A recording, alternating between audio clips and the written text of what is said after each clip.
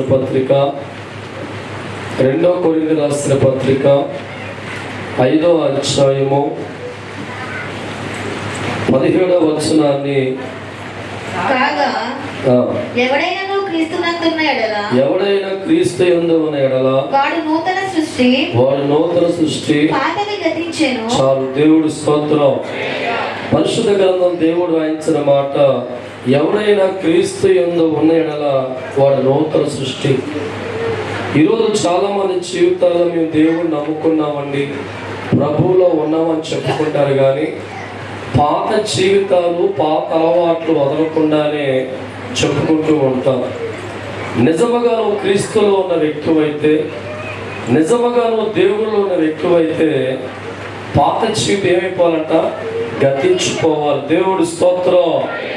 దేవుడిని కలిగి లేనప్పుడు ఏ అలవాట్లయితే కలిగి ఉన్నావో, దేవుడు నీకు తెలియనప్పుడు ఏ అలవాట్లయితే కలిగి ఉన్నావో, ప్రభువు నమ్ముకోలేనప్పుడు ఏ అలవాట్లయితే కలిగి ఉన్నావో, దేవుడి సన్నిధికి రానప్పుడు ఎటువంటి గుణాన్ని స్వభావాన్ని కలిగి ఉన్నావో, దేవుణ్ణి నిజముగా వెంబడించే వ్యక్తివైతే, దేవుడు నిజంగా నమ్ముకున్న వ్యక్తివైతే, నిజముగా దేవుడితో కొనసాగే వ్యక్తివైతే, దేవుడి వాక్యం అంటుంది పాత జీవితాలు గతించిపోవాలి, నూతన సృష్టిగా మారాలి. దేవుడి స్తోత్రం.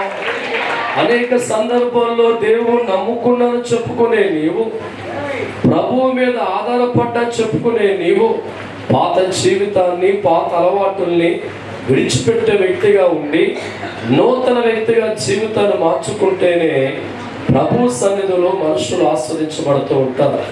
చాలా మంది జీవితాలు మనం గమనిస్తూ ఉంటే పాత వాటిని విడిచిపెట్టకుండా, పాత జీవితం వదలకుండా, పాత అలవాట్లు వదిలిపెట్టకుండా మీ దేవుణ్ణి నమ్ముకున్నామండి, మీ దేవుణ్ణి వెంబడిస్తామని చెప్పి వారు అక్కడక్కడ చుట్టాల మధ్య బంధువుల మధ్య చెప్పుకుంటూ ఉంటారు. దేవుడు వాక్యం అంటుంది నూతన వ్యక్తిగా నీ జీవితం మారాలంటే పాత జీవితం ముగించబడాలి. నూతన సృష్టిగా నువ్వు మార్చబడాలంటే పాత అలవాట్లు మార్చుకోవాలి. ఈరోజు చాలా మంది జీవితాల్లో పాత జీవితాన్ని వదలకుండా, పాత అలవాట్లు వదలకుండా దేవుణ్ణి వెంబడించేవారు చాలా మంది ఉన్నారు. మేమన్నీ వదిలేస్తామండి, ఒక్కటి తాగుడొకటే. మేమన్నీ వదిలేస్తామండి, ఒక్క బూతు మాటలు ఒకటే.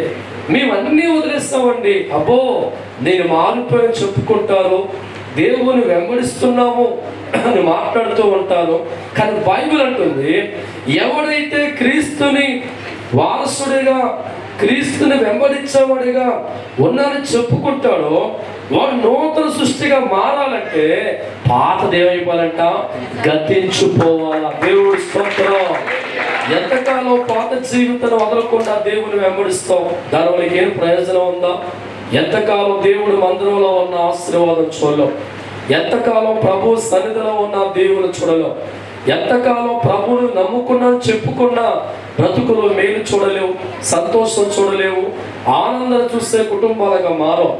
భగవంతుడి చేతుల్లో గొప్పవాడిగా నువ్వు మారబడాలన్నా, దేవుడి చేతుల్లో వాడబడే వ్యక్తిగా నువ్వు మారాలన్నా, దేవుడి సన్నిధిలో ఉన్న ఆశీర్వాదాలు పొందుకునే వ్యక్తిగా నువ్వు మారాలన్నా, మంచి ఆరోగ్యం దేవుడి ద్వారా పొందుకోవాలన్నా పాత జీవితాన్ని వదిలిపెట్టాలా, పాత బతుకును వదిలిపెట్టాలా, పాత అలవాట్లు వదిలిపెట్టాలా.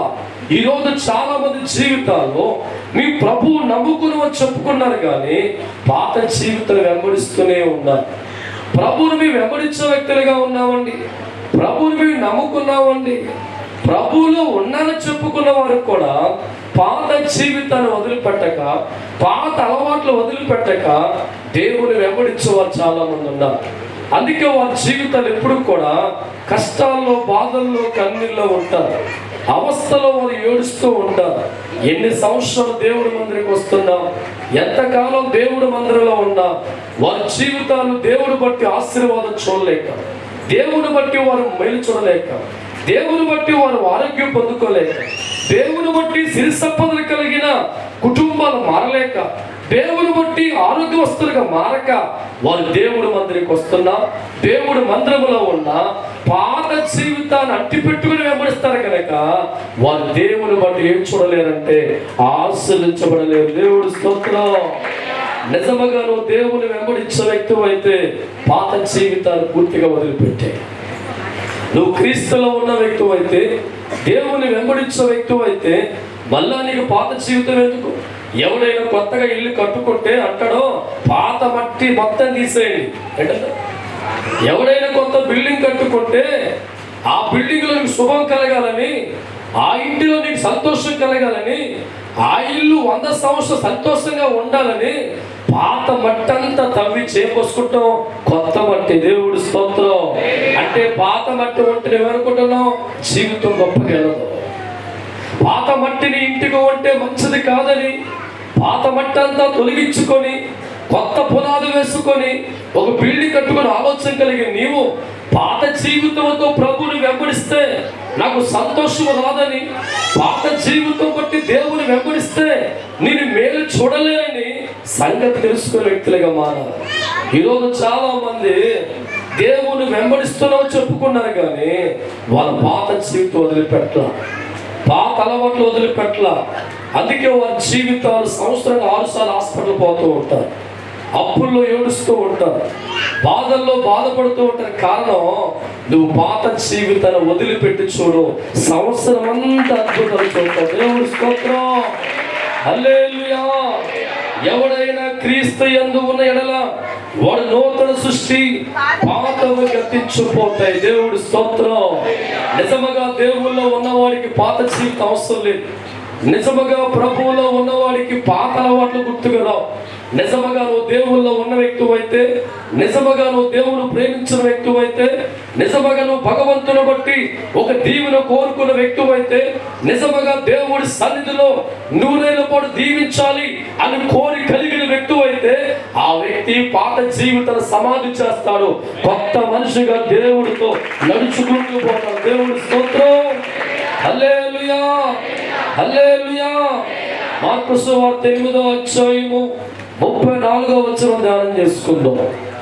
మార్కు సువార్త 8:34. అంతటా ఆయన తన శిష్యులను జన సమూహమును తన వద్దకు పిలిచి, నన్ను ఎవరైనా వెంబడించేవారుంటే తన తాను ఉపేక్షించుకొని తన సిలువనెత్తుకొని.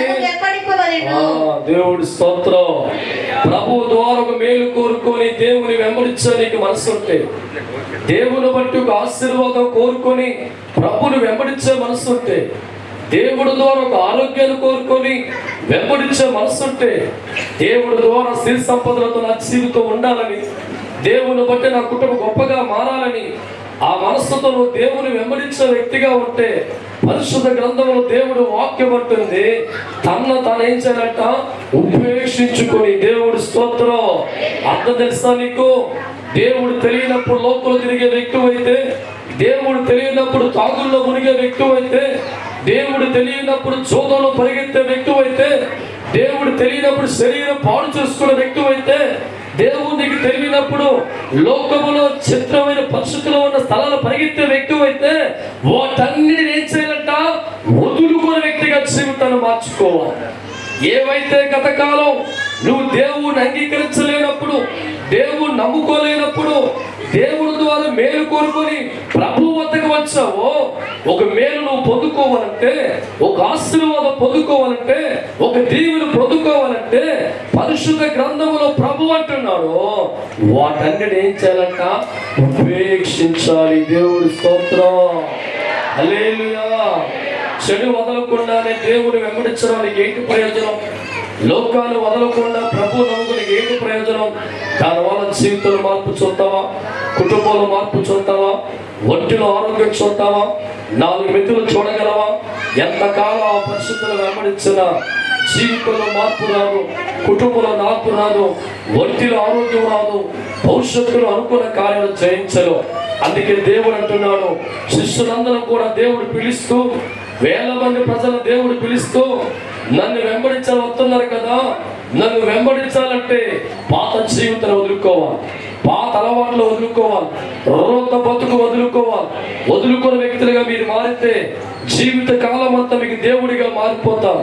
ఏ కష్టాలు మీకు జీవితం లేకుండా, ఎవరు అనారోగ్యంతో లేకుండా, ఎవరు అప్పులతో లేకుండా, ఎవరు కష్టాలు లేకుండా నీ జీవితాన్ని వదులుకున్నావు కనుక, లోకాన్ని వదులుకున్నావు కనుక, తండ్రిగా నా వద్ద చేరుకున్నావు కనుక, ఇక నీ కుటుంబం నడిపించే బాధ్యత నాది, నీకు ఆరోగ్యం ఇచ్చే బాధ్యత నాది, నీకు డబ్బు ఇచ్చే బాధ్యత నాది, నీకు పరలోకం ఇచ్చే బాధ్యత నాది. నువ్వు కూల్గా కొనసాగి వెళ్ళిపో, అన్ని నేను చూసుకుంటా. దేవుడి స్తోత్రం, హల్లెలూయా. కానీ చాలా మంది జీవితాల్లో ఆ దినాల్లో దేవుడు వెంబడించవలసిన మనుషులు దేవుడు వెంబడిస్తూనే ఉన్నారు, కానీ పాత జీవితాలు మట్టికి వదలతారు. అందుకే వారి జీవితాలు దౌర్భాగ్య పరిస్థితులు ఏడుస్తూ ఉన్నారు. అప్పుడేమైనా దేవజన్మ, ఈరోజు చుట్టాల దగ్గర నేను ప్రభు నమ్ముకుని చెప్పుకుంటున్నావు, పాత జీవితం వదిలిపెట్టావా? బంధువుల దగ్గర ప్రభు నమ్ముకున్నానండి అని చెప్పుకుంటున్నావు, పాతల వాటిని విడిచిపెట్టావా? పాత జీవితం వదలకుండా దేవుని వెంబడించే వారి జీవితాల్లో సంపూర్ణమైన దేవులు పొందుకోలేవు, సంపూర్ణ ఆరోగ్యాలు పొందుకోలేవు. వారి జీవితాలు పైకి దేవుని వెంబడిస్తూ ఉంటారు, కానీ వారి జీవితాల్లో ఉన్న అలవాట్ల మట్టిగా వారు ఎప్పుడు విడిచిపెట్టరు. అందుకే వారి జీవితాల్లో కన్నీరు, కష్టాలు, బాధలు, రోగాలు, అప్పులు, తెప్పలు, కప్పలు. దేవుడు స్తోత్రం, హల్లెలూయా. ఎన్నాళ్ళు నీవు మోసపోతావు, దేవుడిని నమ్ముకున్న క్రైస్తవుడా. ఎన్నాళ్ళు నీవు మోసపోతావు, దేవుడిని నమ్ముకున్న క్రైస్తవుడా. వీరికి మాత్రమే నమ్ముకుంటే చాలా దూరా దేవుడికి, వీరికి మాత్రమే నమ్ముకుంటే చాలా దూరా దేవుడికి. దేవుడికి ఇష్టమైంది వాటిని, దేవుడికి బాధ కలిగే వాటిని, దేవుడికి ఇష్టమైంది వాటిని, దేవుడికి బాధ కలిగే వాటిని వదులుకోవాలి, వెంబడించాలి. దేవుడి చేతుల్లో దీవెన చూడాలి, వదులుకోవాలి, వెంబడించాలి. దేవుడి చేతుల్లో దీవెన చూడాలి. హల్లెలూయా. చాలా మంది అంటారు, పాస్టర్ గారు నేను మొత్తం మారిపోయా. అప్పుడప్పుడు పాస్టర్ గారు అంతా మారిపోయా, అప్పుడప్పుడే. చాలా మంది పాస్టర్ గారు స్మోకింగ్ మొత్తం మానేసా, అప్పుడప్పుడు కొరవలు కలిసినప్పుడు. పాస్టర్ గారు పూర్తిగా మారిపోయాను, ఒక సంక్రాంతి పండగకి, ఒక దీపావళికి. దేవుడి స్తోత్రం, అది మార్పు కాదురా. ఏ కన్నతల్లైనా 10 రకాల చెడు వ్యసనాల్లో కొడుకుంటే 9% మానేసి ఒక తాగుబోతుగా ఉండి ఫుల్గా తాగి అర్ధరాత్రి ఇంటికి వచ్చి పడిపోతే పోన్లే నా కొడుకు తాగుడు అనుకో. దేవుడి స్తోత్రం, ప్రభువా నా కొడుకుని ఆ ఒక్క తాగుల్లోంచి విడిపించయ్యా. దేవుడి స్తోత్రం, హల్లెలూయా. ఏ తల్లిదండ్రులైనా బిడ్డల చెడులో ఉంటే కొన్ని మానుకొని కొన్ని వెళుతూ ఉంటే సంతోషంగా ఉండరు. ఆ ఒక్కటి కూడా మానేసుకున్నప్పుడు వారి జీవితం ఉప్పొంగిపోతూ ఉంటాయి. ఈరోజు భగవంతుడి చేతుల్లో కూడా నీ 99% మారిపోయాను, ఆ ఒక్కటే అనుకుంటే ఆ ఒక్కటే నీ కొంప కొల్లెరిగా మారుస్తాడు, ఆ ఒక్కటే నీకు చెడు సంకల్పం కలిగిస్తుంది. దేవుడి చేతుల్లో ఉన్న ఆశీర్వాదం రాకుండా ఆ ఒక్కటే ఆపుతుంది. నీ ఒంటికి ఆరోగ్యం రాకుండా ఆ ఒక్కటే ఆపుతుంది. కుటుంబాలు గొప్పవారిగా మారకుండా ఆ ఒక్కటే ఆపుతుంది. ఆ ఒక్కటి వదిలేస్తూ చూడు, సమస్తమైన దీవెనలు దేవుడు నీకు ఇస్తాడు. దేవుడి స్తోత్రం, హల్లెలూయా. ఈ రోజుల్లో నూతన సృష్టిగా నువ్వు మారాలంటే పాత జీవితం అంతా కూడా గతించిపోయేవారిగా మార్చుకోవాలి. అలా మార్చుకున్న వారి జీవితాలకు దేవుడు సంతోషంగా మారుతారు. వారి కుటుంబాలు గొప్పగా మార్చబడతాయి. పరిశుద్ధాత్మ దేవుడు ఎప్పుడు వారికి తోడుగా ఉంటారు. పంటలో కానీ, పాడులో కానీ, ప్రతి కార్యక్రమంలో వారు జయించిన వ్యక్తులుగా మారిపోతూ ఉంటారు. మాటికి ఆసుపత్రికి వెళ్ళే ప్రశ్న రాదు, ఎందుకంటే భగవంతుడు వారికి తోడుగా ఉంటారు. ఎప్పుడు వారికి నోటికి కరువు లేకుండా ఆహారం అందిస్తూ ఉంటారు. ఒంటికి వస్త్రం, హృదయానికి నెమ్మది, జీవితంలో సంతోషం, మనిషికి ఏది కావాలో అవన్నీ కూడా దేవుడు అందించాలంటే పాత జీవితం పూర్తిగా వదిలిపెట్టి అప్పుడు చెప్పు, నిన్ను దేవుని వెంబడించే దేవుడు స్తోత్రం. హల్లెలూయా. ఆనాడు ఇశ్రాయేలు కూడా చాలా బాధపడుతూ ఉన్నారు. పొయ్యి దగ్గర కూర్చొని వండుకుంటూ ఏడుతున్నారు. దేవుడి స్తోత్రం. ఐగుప్తు దేశంలోనే బాగుండేది. ఏంటమ్మా, దేవుడు కష్టపడి వారి జీవితం నడిపిస్తూ ఉంటే 40 సంవత్సరాల పాటు వారి జీవితాల్లో వంట చేయకుండా అన్నం పెడితే వారి శత్రులందరూ కూడా దేవుడు పోరాడి గెలిపిస్తే పగల మేఘస్తంభం రాత్రి అగ్నిస్తంభంగా వారికి ఉంటే ఎరుకో గోడలనే దేవుడి శక్తితో పడగొడితే కొంత దూరం వెళ్ళి అనుకుంటున్నారు, పొయ్యి దగ్గర కూర్చొని ఏడుతూ ఉన్నారు. ఎందుకు? కక్కలు లేవు, మొక్కలు లేవు. దేనికండి ఏడుపు? పొయ్యి కాడ కూర్చొని ఏడుతున్నారు. అప్ప ఐగుప్తు దేశంలో ఉన్నప్పుడు నాటు మొక్కలు ఉండేవి, ఏట మాసం దొరికేది, కోడి మాసం దొరికేది. ఇప్పుడు దేవుడితో వెళ్తాం, ఏం దొరకదల బాగా. దేవుడి స్తోత్రం. అంటే వారి దేవుని వెంబడిస్తున్న ఐగుప్తు దేశంలో గుణమట్టుకు వారు పోలేదు. వారి దేవుడు కళ్ళాల వారితో మాట్లాడుతున్నాడు, పగల మేఘస్తంభమే మాట్లాడుతూ ఉన్నాడు, రాత్రి అగ్నిస్తంభంగా మాట్లాడుతూ ఉన్నారు. వాళ్ళ కళ్ళ ముందు అద్భుతాలు చేసుకుంటూ వెళ్తూ ఉంటే వారికి ఏమి జ్ఞాపకం అవుతాయంట? ఐగుప్తు దేశంలో ఉన్న ఆచారములు, ఐగుప్తు దేశంలో ఉన్న కక్కలు, ఆ దేశంలో ఉన్న మొక్కలు. దేవుడు స్తోత్రం. ఈనాడు చాలా మంది క్రైస్తవులు కూడా పేరుకు దేవుని వెంబడిస్తూ ఉంటే అప్పుడప్పుడు వదిలేసిన చెడు జ్ఞాపకం చేసుకుంటూ ఉంటారు, వదిలేసిన పాపాన్ని జ్ఞాపకం చేసుకుంటూ ఉంటారు, వదిలేసిన తాగుని జ్ఞాపకం చేసుకుంటూ ఉంటారు, వదిలేసిన లోక కార్యక్రమాలు జ్ఞాపకం చేసుకుంటూ ఉంటారు. అందుకే వారి జీవితాల్లో ఇశ్రాయేలు బతుకులో స్వయంగా దేవుడి వాగ్దానంతో మాట్లాడుతున్నా ఏ ఒక్కడు దీవించబల్లా, ఏ ఒక్కడు మేల్చోల్లా. వారికి దేవుడు ఉన్నాడు, దేవుడు తోడుగా ఉన్నాడు, ప్రవచనాలతో దేవుడు మాట్లాడుతూ ఉన్నాడు, వారి కళ్ళ ముందు మేఘ రూపంలో ఉన్నాడు. ఇంత దగ్గరగా దేవుడు ఉన్నా, ఇంత దగ్గరగా దేవుడు మాట్లాడుతున్నా, ప్రవచించి వెలుగుతూ మాట్లాడుతున్నా, అటువంటి మాటలు విన్న వారి జీవితాల్లో ఎందుకంటే బాగుపడలేదంటే వారు చెడు వదలకుండానే ప్రభుని వెంబడిస్తున్నారు. కానీ పేరుకి మేము ఇశ్రాయేలువి అంటే అర్థం ఏంటి? దేవుని వెంబడించేవారు. దేవుడి స్తోత్రం. వెంబడిస్తున్నారు కానీ గుణం మారలా, వెంబడిస్తున్నారు సొలుగురు మారలా, వెంబడిస్తున్న ఐగుప్తు దేశంలో ఉన్న ఆలోచన మారలా. అందుకే వారి జీవితాల్లో దేవుడి చేత ఏ మేలు చూడక, దేవుడి చేత ఏ కార్యము చూడక, దేవుడి చేత ఏ ఆశీర్వాదం చూడక, దేవుడు చేసిన ఏ వాగ్దానాన్ని వారు పొందుకోలేక అర్థాంతరంగా వారి జీవితాల్లో నష్టాల్లో, కష్టాల్లో, బాధల్లో విడిచిపెట్టబడ్డాయి. దేవుడి స్తోత్రం. ఈరోజు ప్రభువు నీతో మాట్లాడుతున్నారు. చుట్టాలకు ఏం చెప్తున్నావు? దేవుణ్ణి చెప్తున్నావా? వదిలిపెట్టావు పాత జీవితాన్ని? బంధువుల దగ్గర ప్రభువు నమ్ముకున్నానండి అని చెప్పుకునే నీవు వదిలిస్తావా పాపాన్ని? దేవుని వెంబడించే వ్యక్తిగా నువ్వు చెప్పుకునే నీవు గత కాలం ఉన్న అలవాటులు, గత కాలం ఉన్న విధానము, గత కాలం చెడు కార్యములు, గత కాలం నోటి మాట, గత కాలం బూతులు, గత కాలం కోపం, గత కాలం ద్వేషం వదిలిపెట్టే దేవుని వెంబడిస్తున్నావా? ఆ ఒక్కటి నీ కొంప కొల్లేరుగా మారుస్తుంది.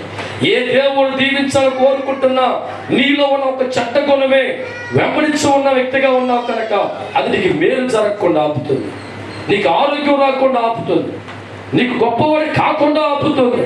అందుకే దేవుడు వాక్యం అంటుంది, ఎవరైనా క్రీస్తుని వెంబడించే వ్యక్తిగా ఉంటే ప్రభు అంటున్నాడు వారు పాత జీవితం గతించాలి, కొత్త వాడిగా బతకాలి. దేవుడి స్తోత్రం. అప్పుడే వారి జీవితాలు సన్నగా మార్చబడతాయి, అప్పుడే వారి కుటుంబాలు దీవించబడతాయి, అప్పుడే దేవుడితో దీవించబడతారు. వారి దేవుడి మందిరములో ఒలివ మొక్కల వలె ఎదుగుపోతూ ఉంటారు. దేవుడి స్తోత్రం. ఎదగాలి క్రైస్తవుడా, ఎదగాలి క్రైస్తవుడా, దినము దినము దేవుని సన్నిధిలో, దినము దినము దేవుని సన్నిధిలో.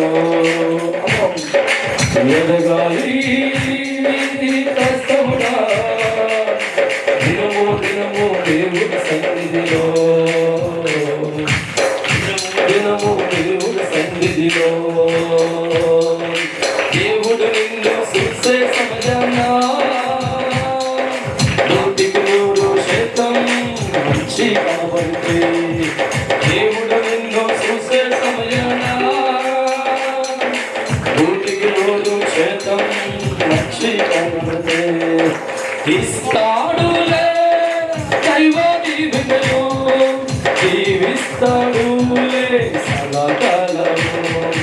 ఇస్తాడులే దైవ దీవెనలు, ఇస్తాడులే సదా దీవెనలు. క్రైస్తవుడా పేరు కట్టట్టుగా బ్రతకాలి ఈ లోకములో. క్రైస్తవుడా పేరు కట్టట్టుగా బ్రతకాలి ఈ లోకములో. హల్లెలూయా.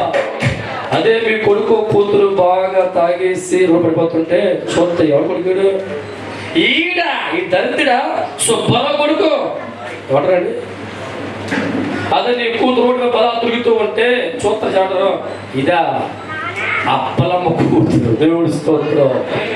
అదే నీ కొడుకు మంచిగా ర్యాంక్ ముందుకెళ్తుంటే ఈయనండి సుబ్బారావు గారు కొడుకు. దేవుడి స్తోత్రం. హల్లెలూయా.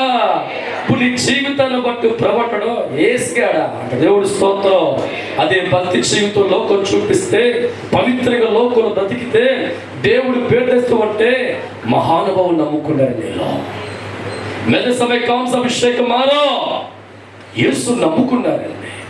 వీళ్ళే ఇంత గొప్పగా ఉన్నారంటే, ఇంత నీతిగా ఉన్నారంటే, ఇంత పవిత్రంగా ఉన్నారంటే వారు నమ్ముకున్న దేవుడు ఎంత గొప్పవాడు. లోక దేవుడి స్తోత్రం. అదే నువ్వు దేవుడు నమ్ముకొని సర్వవేసలు వేస్తూ ఉంటే ఆ ఈడు వీళ్ళంటాడు ఆ దేవుడు కూడా అంతే. చూద్దాం వాక్యం. రోమిలకు రాసిన పత్రిక 2వ అధ్యాయము 28వ వచనం ధ్యానం చేసుకుందాం. బాహ్యమందు యూదుడైన వాడు యూదుడు కాదు, శరీరమందు బాహ్యమైన సున్నతి కాదు, అయితే అంతరంగమందు ఎవడైతే క్రైస్తుడిగా బతుకుతాడో వాడే నిజమైన క్రైస్తవ. దేవుడు స్తోత్రం. ఈ లోకంలో చాలా మంది దేవుడు నమ్ముకుంటే కట్టుబొట్టు మారుతూ మారుతండి, పై రూపాన్ని మార్చేస్తారు, గెటప్పులు మార్చేస్తారు, కానీ లోపల అంతరంగం మట్టిగా దేవుడు నమ్ముకోలేనప్పుడు ఏ చెడు బుద్ధులు అయితే ఉన్నాయో, ఏ లోక కోరికలు ఉన్నాయో, ఏ పచ్చిబూతులు అయితే ఉన్నాయో, ఎటువంటి జీవితం ఉందో అది మట్టిగా లోపల భద్రంగా ఉండిపోతుంది, పైన రూపురేఖల మట్టిగా మారిపోతాయి. దేవుడు స్తోత్రం. హల్లెలూయా. ప్రవక్తున్నాడు పై రూపం మారినవాడు క్రైస్తవుడు కాదు, అంతరాత్మ మారాలో. నీ గుండెల్లో క్రైస్తవుడిగా మారితే చెడుని విడిచిపెడతావు, లోకాలు విడిచిపెడతావు, పాపాలు విడిచిపెడతావు, బూతులు విడిచిపెడతావు, కోపాలు విడిచిపెడతావు, దేశాలు విడిచిపెడతావు. లోప హృదయం మారితే ఆటోమేటిక్ ఏమవుతుందంటే నీ జీవితం అంతా మంచిగా మారిపోతుంది. దేవుడి స్తోత్రం. ఆనాడు కొరింథీ సంఘంలో అనగా ఆ శ్రమ సంఘంలో కూడా దైవజనమా అనేకులు పై వేషధారులు మార్చుకొని కట్టుబొట్టు మార్చుకొని కూర్చుంటే అపోస్తులు పౌలు గట్టి చెప్తున్న మాట, పైకి మారిన వారు క్రైస్తవులు కాదు, లోప హృదయం మారాలా. పై రూపురేఖలను మారినంత మాత్రాన నేను దేవుడు బిడ్డగా ప్రభు అంగీకరించడం, పై వేషధారులు మారినంత మాత్రాన నువ్వు దేవుడు కుమారుడు కాదు, పైకి రూపురేఖ మారినంత మాత్రాన నువ్వు దేవుడు పరలోక రాజ్యాన్ని చర్చన ఇవ్వడు. దేవుడు స్తోత్రం. ఏం మారాలా? ఏం మారాలా? అంతరాత్మ. దేవుడి స్తోత్రం. కాలు మీద పుండేస్తే ఎవరికైనా షుగర్ ఉంటే పైన పూతూ ఉంటే కాలు లేచిపోతుంది. దేవుడి స్తోత్రం. ఎక్కడ వేయాల మందు? ఎక్కడ వేయాలరా? ఎక్కడ వేయాలి? లోపల వేయాలా. నువ్వు పైన పూతలు రాస్తూ ఉంటే లోపల తిరుగుడు వెళ్ళిపోతూ ఉంటావు. దేవుడి స్తోత్రం. కొన్నాళ్ళకి నిన్ను లేపాడు. దేవుడి స్తోత్రం. అదే నువ్వు దేవుడు మాటతో అంతరాత్మను పరిపూర్ణ మార్పు చెంది దేవుడు రక్షణ జీవితం కలిగి ఉంటూ ఉంటే నీకు తెలియకుండా పాపాన్ని అసహించుకుంటావు, చెడును అసహించుకుంటావు, లోకాన్ని అసహించుకుంటావు, కోపాన్ని అసహించుకుంటావు, దేశం అసహించుకుంటావు. దేవుడి సన్నిధిలో పరిశుద్ధుడిగా మారిపోతావు. నువ్వు మారుకున్న వెంటనే దేవుడి చేతుల్లో ఉన్న ఆశీర్వాదాలు, దేవుడి చేతుల్లో దీవెనలు, సకల మేలులు, సకల కార్యక్రమాలు నీకు జరిగించడానికి నీకు ఎదురుగా ఎవరుతారంటే సర్వాధికారి దేవుడు. దేవుడి స్తోత్రం. హల్లెలూయా. అందుకే పౌలు పలుకుతున్న మాట, పైకి క్రైస్తవుడిగా మారడానికి కట్టుబొట్టు తీర్తే చాలదు కానీ లోపల అంతరాత్మ పరిపూర్ణంగా మార్చుకోవాలని దేవుడి వాక్కు సెలవిస్తుంది. పై అంతరాత్మను మార్చుకునే వ్యక్తిగా మన జీవితాలు మారుతున్నప్పుడు ఆటోమేటిక్గా పరిశుద్ధుడిగా నువ్వు మారిపోతావు. పల్లెత్తి మాట బూటు మాకు రాదు, ఎవరు తిట్టదా తిట్టినోడు మాట రాదు, ఎవరిని కొడదామన్నా చెయ్యి లేగదు. దేవుడి స్తోత్రం. దేవుడికి మంచివాడిగా కనబడుతూ ఉంటావు. దేవుడి సన్నిధిలో నువ్వు కోరుకున్న ప్రతి కార్యక్రమాన్ని కూడా దేవుడు జరిగిస్తూ ఉంటాం. అందుకే నా ప్రేమ దేవజనమ, ఎవడైనా క్రీస్తులో ఉండాలంటే వాడు ఎలా మారాలంట? నూతన సృష్టిగా మారాలి. పాత జీవితాన్ని సమాధి చేయాలి. దేవుడి స్తోత్రం. ఈరోజు చాలా మంది 100-90 మంది జీవితాలు కూడా అన్ని వదిలేసి ఏదో ఒక అలవాటుతో ఉంటారు. ప్రేమ దగ్గరికి వస్తుంటారు. వాళ్ళు అంటూ ఉంటారు, ఈ ఉద్దేశం ఒకటే కాదు. దేవుడు స్తోత్రం. హల్లెలూయా. ఆ ఒక్కటి చాలండి. చూద్దాం వాక్యం ఒకసారి. 1 కొరింథీయులకు రాసిన పత్రిక 5వ అధ్యాయము 6వ వచనం ధ్యానం చేసుకుందాం. మీరు అతిశయపడుట మంచిది కాదు. పులిసిన పిండి కొంచెమైనను పులిచేయనని దేవుడు స్తోత్రం. బిందె నిండా పాలు పోసిన ఒక విశ్వకవేత్త ఆ బిందు పాలు ఎలా మారిపడుతుంది, ఎలాగా విషయంగా మార్చబడుతుంది. ఈరోజు గమనించుదాము జనం, పులిసిన పిండి చిన్నదైనా అది కొత్త ముద్దలో కలిపితే ఏమవుతుందంట? ఆ ముద్దంతా కూడా పుల్లగా మారిపోతుంది. ఈరోజు నీ జీవితంలో 99% మారిపో ఉండొచ్చు, కానీ ఒక్క పులుపుగా ఉన్న అలవాటు నీ జీవితంలో ఉంటే ఈ 99 వల్ల వచ్చే ఆశీర్వాదాలని అది చంపేస్తుంది. ఈ 99 వల్ల వచ్చే మేలుని అది ఆపుతుంది. ఈ 99 మంచిగా ఉన్నా, ఈ 99 ఘనమైన కార్యాలు జరిగించిన, ఈ 99 కరెక్ట్గా ఉన్నా, ఒక చిన్న పులుపు ముద్ద పెద్ద మంచి ఎలాగా మారుతుందో, ఒక చిన్న చెడు 99 మారిపోయిన వ్యక్తిని చెరిపేస్తుంది. దేవుడి స్తోత్రం. మన ముందు కంటిన్యూ చేస్తే వాక్యం అంటుంది అక్కడ, మీరు పులిపిండి లేని వారుగా మారడం కోరుకున్నారు కనుక కొత్త జీవితంగా ముద్దగా మారడానికి ఆ పాతదైన పులిపిండిని మీ జోబిలో దాచుకోండి. దేవుడి స్తోత్రం. మళ్ళీ చదువు దేవుడి స్తోత్రం. మీ జీవితాల్లో పులుపు లేని వారిగా ఉన్నారు కనుక మీరు నూతన వ్యక్తులుగా మారడానికి